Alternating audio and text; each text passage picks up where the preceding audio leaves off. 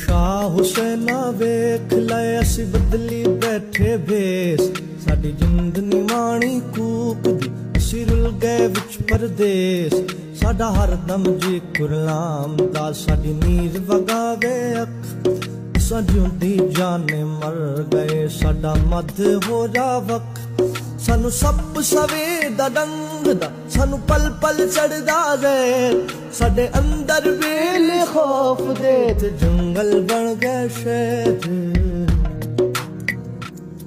असा शौगमा विच डुबदे साडी रुड़ गई नो पतवार साडे बोलण ते पाबंदियां साडे सिर लटके तलवार असा नैना देखू गेड़ के किती वत्तर दिल दी भौं ए बंजर रे नी मानने सानू सज्जन तेरी सौ।